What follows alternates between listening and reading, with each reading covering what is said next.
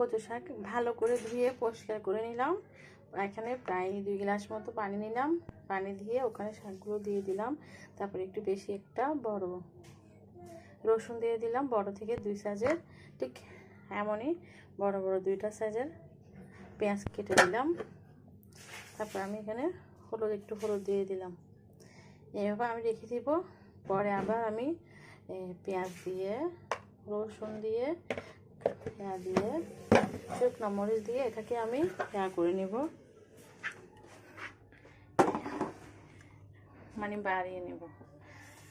এটা হলো আমার কচু শাক রান্না। আমি এখানে কাঁচামরিচ ইউজ করবো না, কারণ বাচ্চারা আছে, ঝাল খেতে পারবে না।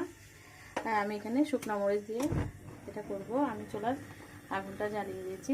এখন এগুলো হোক, ততক্ষণ আমি আমার নামাজটা পড়ে আসি। এই তো দেখতে পাচ্ছেন আমার কচু শাকটা এখন এই পর্যায়ে চলে আসছে, পানি শুকিয়ে গিয়েছে। এখন আমি এটাকে গরম গরম একটা দেখতে পাচ্ছেন ডাল গুঁড়োনির সাহায্যে এটাকে আমি ভালো করে ব্লেন্ড করে নিব। আমি লক্ষ্মী শাকটা একদম কচু শাকটা ডাল গুঁড়োনি দিয়ে ভালো করে গুঁড়ে নিলাম।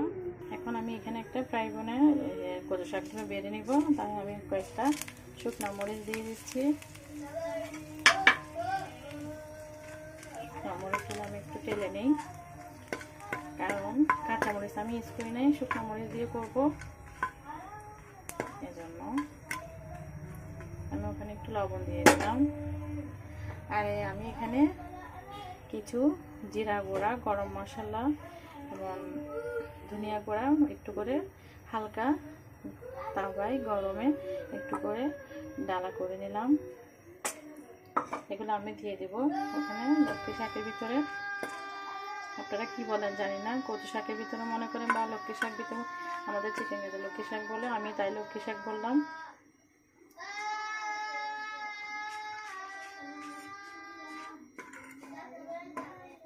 এখানে দুইটাকে আমি গুঁড়ো করে দিব, তাই নিয়ে নিলাম। এখানে আমি তেজপাতা দিয়ে দিলাম এবং কিছু রসুন কুচি, পেঁয়াজ কুচি, পেঁয়াজ কুচি দিয়ে দিলাম।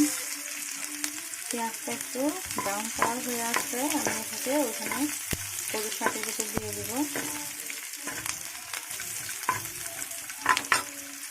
তো আমি এগুলো সব এখন ঢেলে দিলাম।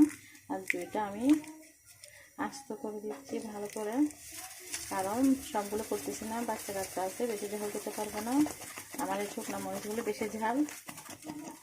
আর এখানে আমি যে মশলাগুলো রাখলাম সেগুলো দিয়ে দিচ্ছি। এখন এটাকে আমি ভালো করে গুছিয়ে দিয়ে, কারা কারা আমার মতো এভাবে করে কচু শাক রান্না করে আমাকে একটু কমেন্ট করে জানাবেন। আমি এখানে লবণ দিয়ে দিচ্ছি পরিমাণ মতো। আমি এত পানি রাখি নাই। আমার এই কচু শাকের রেসিপি যদি আপনাদের ভালো লাগে, তাহলে অবশ্যই আমাকে বেশি বেশি করে লাইক করবেন এবং বেশি বেশি করে শেয়ার করবেন। এবং আমার চ্যানেলে যদি কেউ নতুন হয়ে থাকেন, তাহলে অবশ্যই আমার চ্যানেলটাকে সাবস্ক্রাইব করে দিবেন।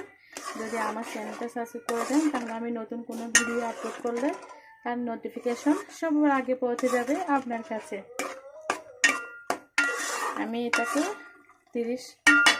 5 থেকে 10 মিনিট একটু রান্না করব, তারপর আমি এটাকে নামিয়ে ফেলবো। তো ফাইনালি আমার কচু শাক রান্নাটা হয়ে গেছে। আপনাদের কাছে আমার এই কচু শাকের রেসিপিটা কেমন লাগছে অবশ্যই সবাই কমেন্ট করে জানাবেন। দেখতে পাচ্ছেন গরম ভাতের সাথে অনেক টেস্টি হবে।